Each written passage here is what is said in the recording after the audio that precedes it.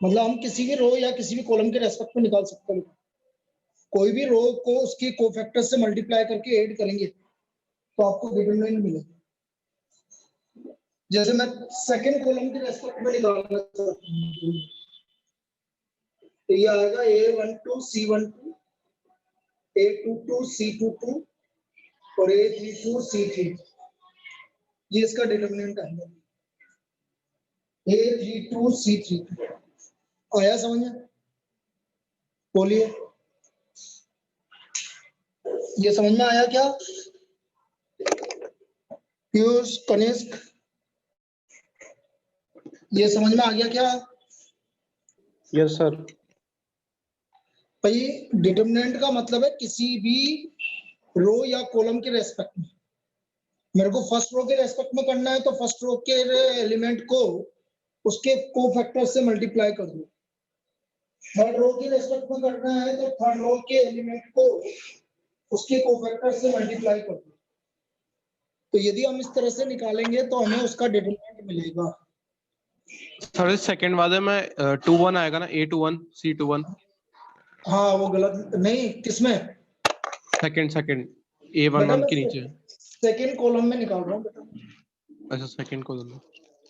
भाई मैंने क्या बोला, मैं किसी के रेस्पेक्ट में निकाल सकता हूँ, तो मैंने सेकंड कॉलम के रेस्पेक्ट में निकाला। मैंने इसको सेकंड कॉलम के रेस्पेक्ट में निकाला, इसलिए ऐसा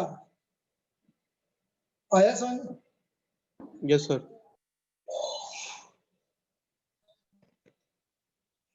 तो डिटरमिनेंट का मतलब है किसी भी रो या कॉलम के एलिमेंट को उसके कोफैक्टर से मल्टीप्लाई करना, तो वो उसका डिटरमिनेंट कहलाता है। Then it is known as determinant. अब जरूरी नहीं है आप सेकंड रो के रेस्पेक्ट में निकाल लो, तो एक ही बात है। सेकंड रो के रेस्पेक्ट में निकालोगे तो भी ऐसे निकलेगा A21 C21 plus A22 C22 plus A323 C23। अब आया समझ? Yes sir. तो ये डिटरमिनेंट होता है। अब इसमें जो सिंपल सी प्रॉब्लम आती है, जैसे मैं आपसे बोल रहा हूं, मैंने बोला डिटरमिनेंट है, जैसे ए मैट्रिक्स है, या ऐसे बोल दो भैया, आपका सीधा सीधी बात करो, 3 - 5 4 2 इज इक्वल टू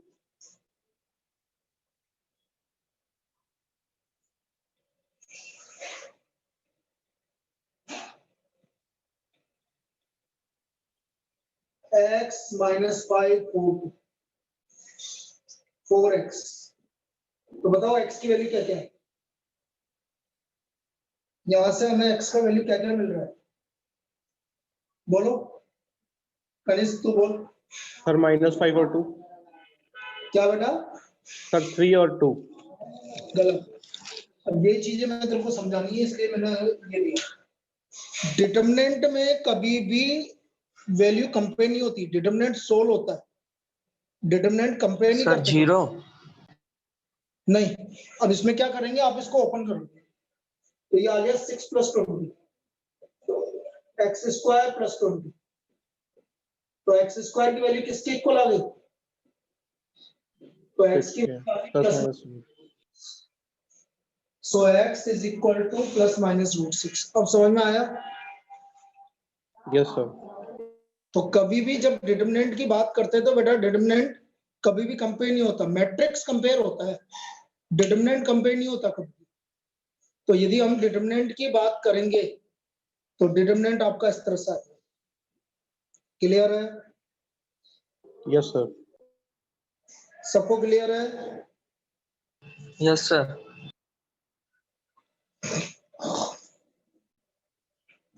और देखो, तो ये कभी भी इस तरह की वैल्यू आएगी। एक होता है सिंगुलर मैट्रिक्स, सिंगुलर मैट्रिक्स। अब सिंगुलर मैट्रिक्स क्या है? ऐसा मैट्रिक्स जिसका डिटरमिनेंट का वैल्यू 0 होता है। सिंगुलर मैट्रिक्स होता है ऐसा मैट्रिक्स जिसका डिटरमिनेंट का वैल्यू 0 होता है। A matrix whose determinant is equal to 0। is equal to 0 is called singular matrix. Is called singular matrix. तो ऐसा मैट्रिक्स जिसका डिटरमिनेंट का वैल्यू 0 होता है उसको हम सिंगुलर मैट्रिक्स बोलते हैं. Then it is called singular matrix. Clear है? जैसे एग्जांपल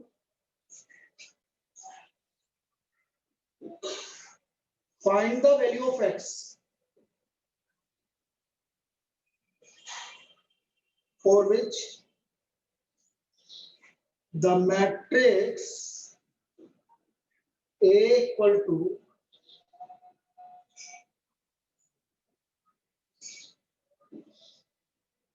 is singular. अब हमसे बोल दिया है कि ये मैट्रिक्स सिंगुलर है और यदि ये मैट्रिक्स सिंगुलर है तो इसका डिटरमिनेंट का वैल्यू क्या होगा? 0 होगा. तो हम बोलेंगे matrix is singular. Matrix is singular. Therefore determinant A equal to 0. तो इसका डिटरमिनेंट का वैल्यू 0 होगा. तो इसका डिटरमिनेंट निकालना भाई -7 मल्टीप्लाइड बाय बोलो कोई भी बोल दो एक जना. -7 मल्टीप्लाइड बाय सर 8 - 5 8 - 5 फिर -5 मल्टीप्लाइड बाय बोलिए 16 - x और +3 multiplied by 20 - 2x equal to 0. -21 -80 + 5x + 60 - 6x. तो ये हो गया आपका -x और -20 - 41. तो यहां से हमें x का वैल्यू क्या मिल गया बेटा? बोलिए -41 मिल गया.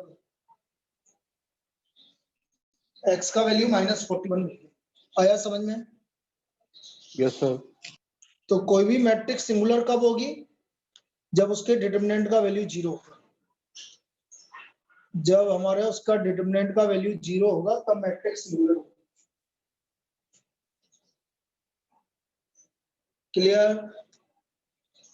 Yes sir.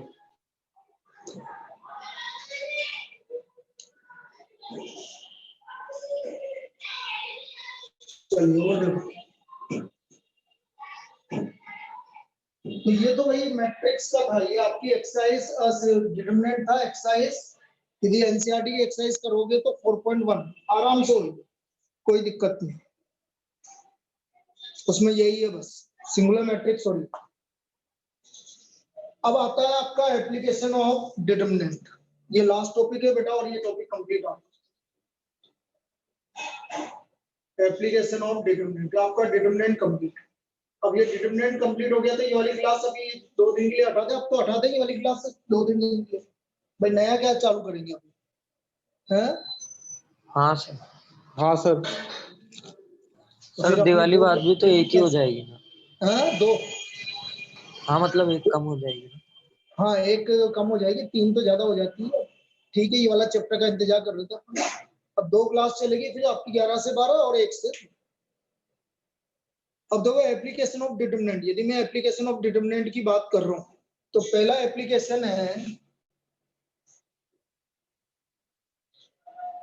Area of triangle.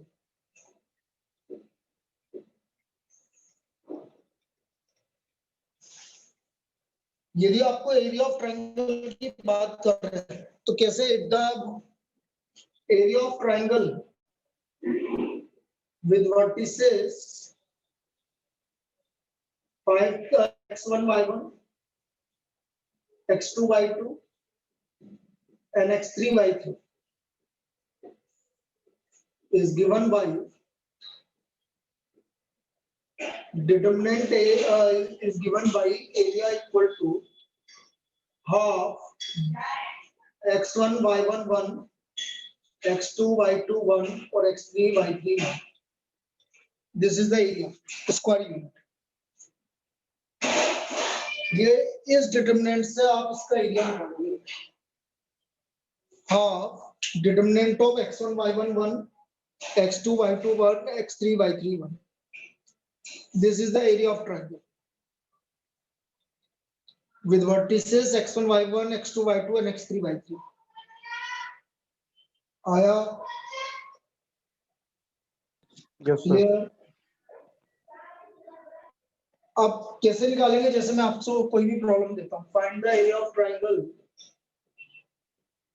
Find the area of triangle with vertices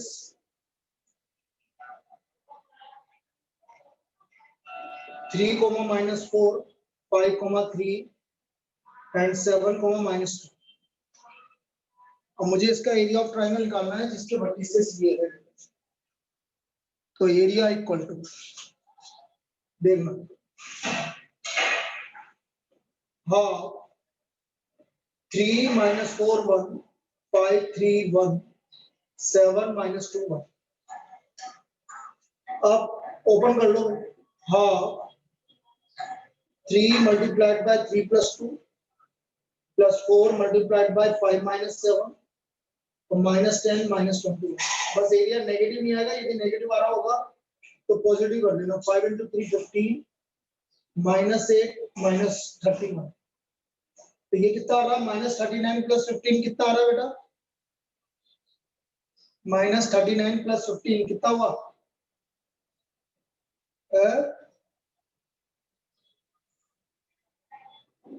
sir 24 तो प्लस का -4 माइनस तो आएगा माइनस, हाँ सर। तो 12 स्क्वायर यूनिट। तो इसका एरिया हमारा हो गया 12 square unit. This is the area of triangle. ये हमारा इसका एरिया ऑफ ट्राइंगल आ गया। कोई दिक्कत इसमें? कोई no problem? Sir. No sir.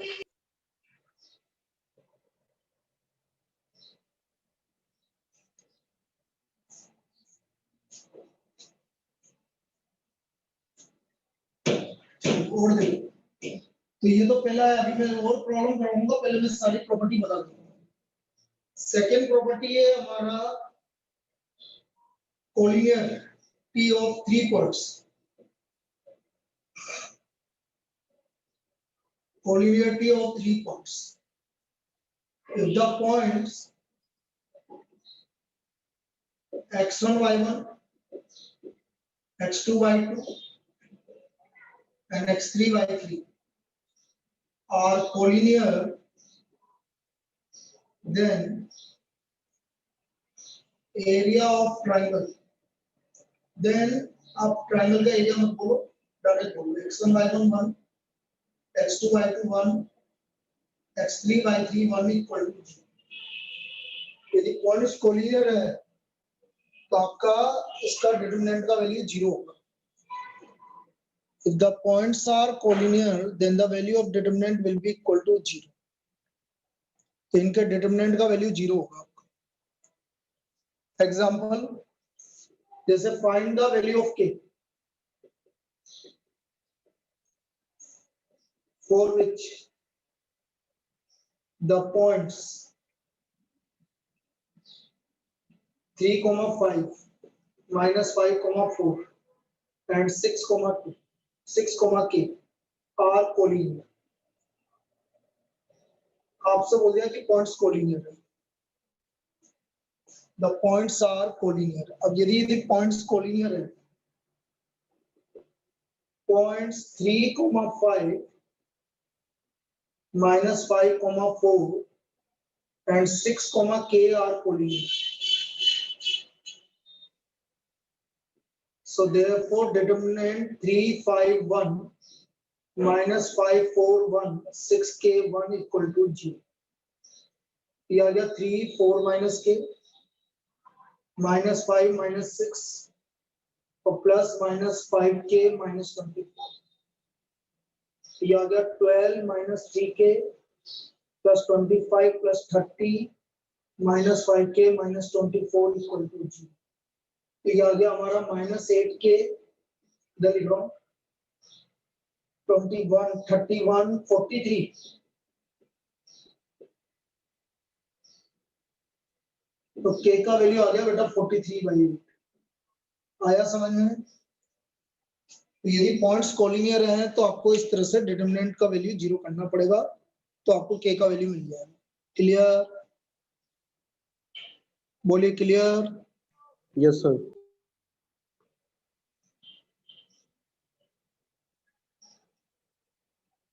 और देखिए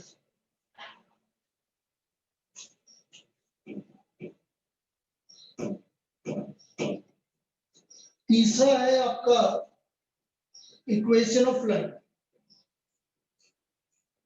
इक्वेशन ऑफ लाइन, तो equation of line joining points x1 y1 and x2 y2 is given by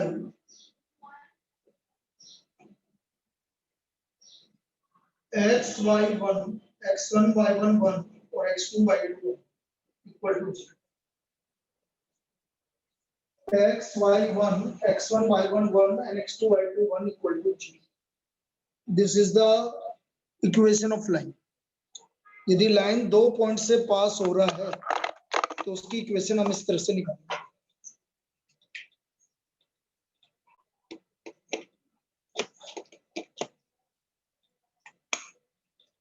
यदि लाइन दो पॉइंट से पास हो रही है तो उसकी इक्वेशन हम कुछ इस तरह से,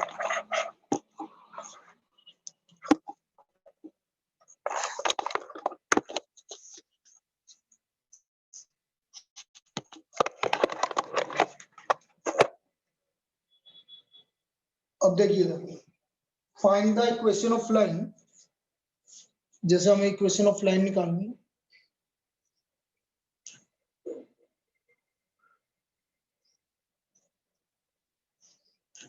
एक सेकेंड।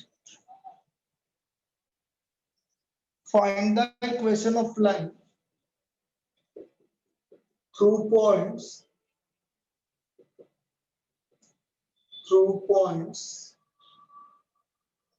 1 - 3 and 5, 7। इससे हम इक्वेशन ऑफ लाइन निकालनी है। तो equation of line x y1 1 - 3 1 5 7 1 equal to, अब इसको सोल्व कर दो। x मल्टीप्लाइड बाय -3 -7 -1 1 -5 और +1 7 + 15, ये आ गया -10x + 4y + 22 equal to 0। This is the equation. कोई दिक्कत इसमें? कोई डाउट? No sir. ये आपका तीसरा है। अब बेटा तुम्हारा कनेश तुम्हारे एक अलग और है, तो पहले मैं इन तीन पे प्रॉब्लम करवा देता हूँ, फिर तीसरा वाला तेरा बता देता हूँ, ठीक है ना? Yes sir. पहले इन तीन पे करवा देता हूँ क्योंकि तुम्हारे एक और है, तो बस तेरे ही है और किसी की नहीं है। तो पहले मैं इन तीन पे प्रॉब्लम करवाता हूँ। देखिए अब कुछ प्रॉब्लम कर लेते हैं।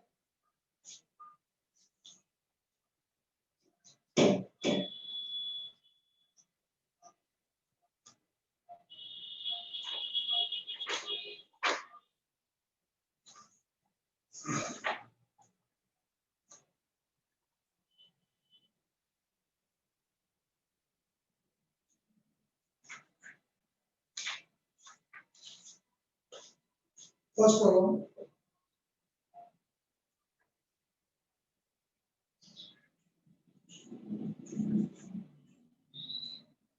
find the value of k.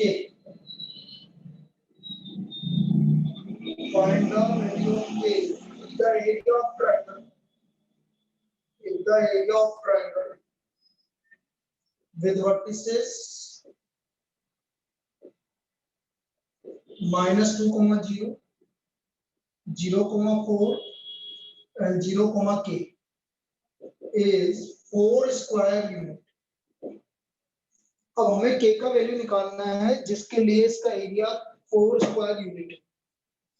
हमें k का वैल्यू निकालना है जिसके लिए इसका एरिया 4 स्क्वायर यूनिट है। तो देखो जरा, area of triangle is 4b square. तो half -2 0 1 0 4 1 और 0 k 1 इक्वल टू 4। ये 2 इधर चला गया तो ये 8 हो गया। और बेटा ये डिटरमिनेंट में आएगा, बस ये इंपॉर्टेंट याद रखना। मतलब कभी भी आपको अननोन वैल्यू निकालनी है और k की आपको एरिया ऑफ ट्रायंगल गिवन है तो बेटा अननोन वैल्यू की वैल्यू दो आएगी, एक तो पॉजिटिव आएगा और एक मतलब प्लस माइनस में आएगा। ये 8 प्लस माइनस में हो जाएगा, अभी समझा।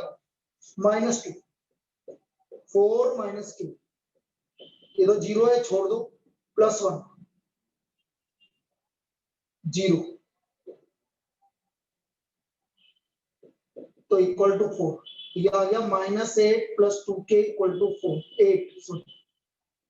अब जैसे आप इसमें प्लस माइनस मतलब आप इसको ओपन करोगे डिटरमिनेंट ये हटाओगे मॉडुलस तो यहाँ +-8 आएगा, बस ये समझो। ये चीज इंपॉर्टेंट है, मतलब दो आंसर आएंगे हमेशा के। मेरी बात समझ में आई? Yes sir. पर सर एरिया है तो पॉजिटिव देना है तो एरिया, अरे तो वैल्यू तो नेगेटिव भी तो हो सकती है अंदर की, तो हाँ भी सर। पॉजिटिव आएगा ना यस सर। भैया। -8 + 2k की वैल्यू यदि नेगेटिव है तो भी उसका डिटरमिनेंट करूंगा तो मॉडुलस करूंगा तो पॉजिटिव आएगा, और पॉजिटिव है सर। तो भी पॉजिटिव आएगा, तो दो वैल्यू पॉसिबल है कि नहीं? है सर। अब इसमें taking positive sign, taking positive sign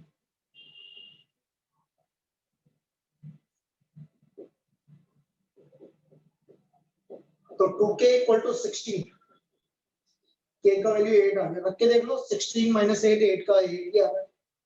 taking negative sign -8 + 2k = -8 -8 से -8 कैंसिल हो गया, k का वैल्यू 0 0 रख के देख लो, -8 का मॉडुलस 8 ही है, तो दो वैल्यू पॉसिबल है कि नहीं बेटा? है सर। तो इसका k का वैल्यू 2 आएगा हमेशा, बस ये ध्यान रखना। यदि आपको एरिया गिवन है और अननोन वैल्यू निकालने के लिए बोल दिया जाए तो हमेशा k का वैल्यू 2 आएगा। क्लियर है? Yes sir. चलिए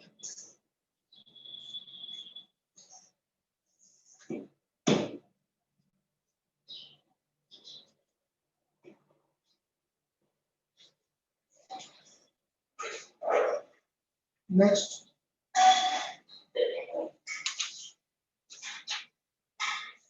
और देखो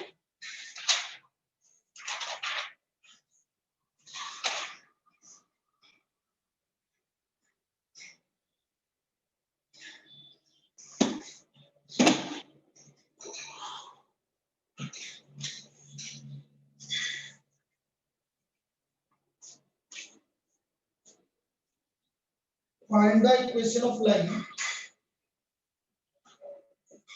joining points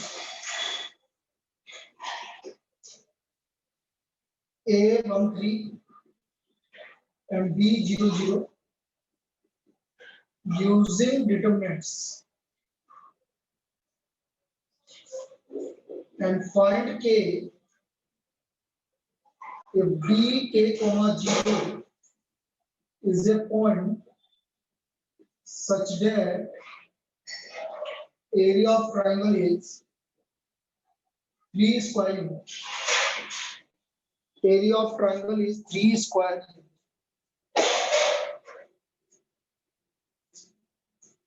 देखो equation of line joining 13 and 00 is xy1 1 3 1 0 0 1। अब इसमें प्लस माइनस नहीं आएगा क्योंकि प्लस माइनस 0 का मतलब कुछ नहीं होता है, इसलिए मैंने मॉडुलस नहीं लगा। x3 -y 0 1 -0 और +1 0 तो 3x - y = 0। तो बेटा इक्वेशन ऑफ लाइन क्या आ गई? बोलिए। हमारे इक्वेशन ऑफ लाइन आ गई y = 3x, y = 3x आ गया। क्लियर? Yes sir. अब देखो आपने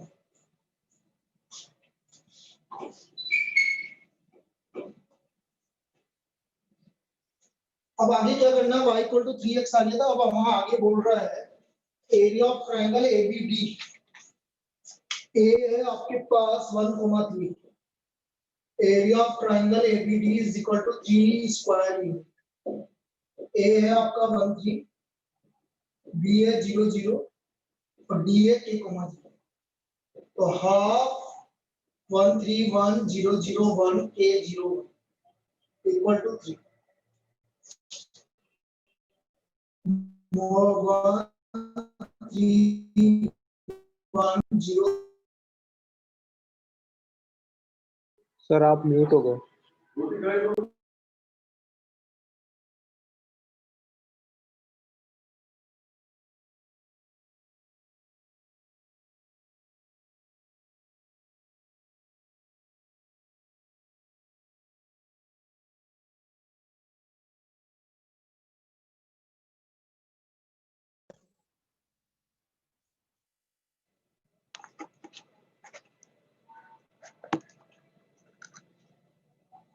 अरे आशी, ओ आशी, वो दीपमाला का नंबर है क्या तेरे पास?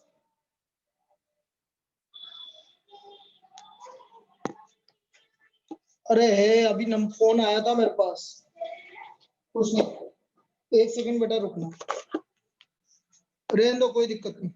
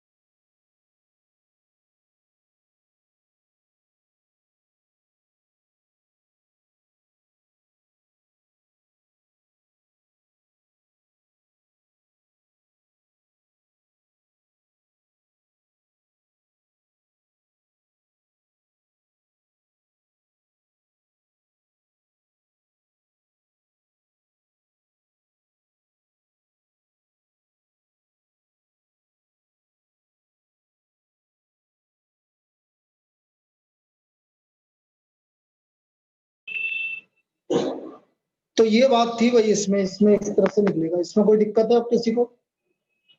बोलो बेटा, नो इसमें सर। कोई प्रॉब्लम है? तो ये वैल्यू इस तरह से निकलेगी आपकी, के का वैल्यू +-2। अब ये तो बेटा तुम्हारा वाला पार्ट तो कंप्लीट हो गया भाई, पीयूष और एसवी का। अब तुम्हें देखना है तो देख लो, नहीं तो तुम जा सकते हो। 11 बजे मिलेंगे अपन। मैं तो इनको इसको एक पार्ट और बता देता हूँ, क्रेमर रूल। तो बेटा कनिष्क देखना क्रेमर रूल, ये तेरा एक पार्ट होगा क्रेमर रूल। अब देख क्रेमर रूल क्या होता है ये समझ। सर चल जाऊं? हाँ बेटा, चल जाऊंगा पीयूष मैं और तो। एसवी जा सकते हैं, कोई दिक्कत नहीं, पीयूष और एसवी जा सकते हैं। ठीक है सर, थैंक यू सर। उनका हो गया। अब बचा है बस इसका बचा है। अब बेटा क्रेमर रूल क्या होता है कनिष्क समझना। क्रेमर रूल इक्वेशन सोल्व करने के लिए काम में आता है। जैसे एग्जांपल में एग्जांपल देके समझाता हूँ, ज्यादा अच्छी तरह समझना है। जैसे 3x + 4y = 7, 5x minus 3y equal to 8। ये दो इक्वेशन सोल्व करनी है। तो मैं पहले लूंगा d1 x और y का d1 होगा आपका, सॉरी d होगा x और y का कोएफिशिएंट। फिर मैं लूंगा dx या d1 जो भी बोलूंगा। तो dx में ये x का कोएफिशिएंट मत लिखना, बस इसकी जगह कांस्टेंट लिखना ऐसे। और dy y की वैल्यू निकालनी है तो फिर y का मान रखना, उसकी जगह कांस्टेंट लिखना। अब इन तीनों की वैल्यू निकाल लो।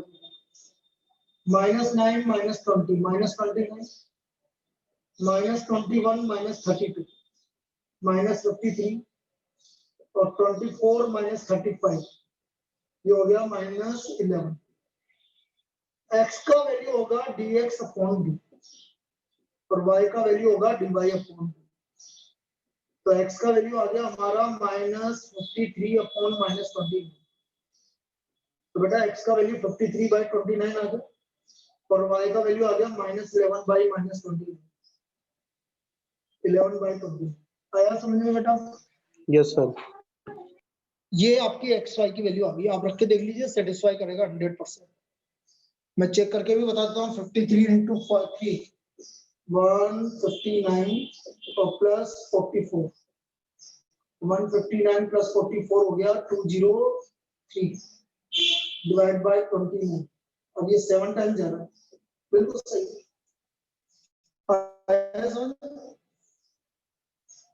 अब आपकी यदि 3 इक्वेशन आएगी Yes, sir. मैं 3 इक्वेशन वाला एक और सोल्व करके बता देता हूं तुम्हें। बस ये क्रैमर हो गया, ये क्रैमर हो गया। तो 3 इक्वेशन वाला देखिए,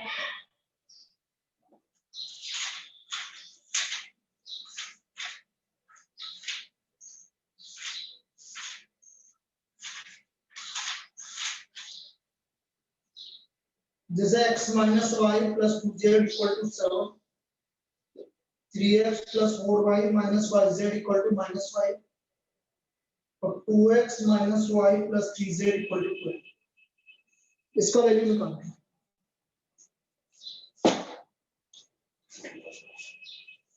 तो हमारा d हो गया आपका 1 - 1 2, ये d हो गया। तो 1 हो गया आपका 12 - 5 प्लस 1 9 प्लस 10 प्लस 2 -3 -8, ये आ गया 7 19 और -22। तो 26 कितना आ गया? 4 आ गया dx। और वैसे तू बेटा कनेक्ट का देख, तेरा कोर्स से लगभग इनके बराबर ही हो गया। एक तो तेरा बस वो बाकी रह गया, क्या सर?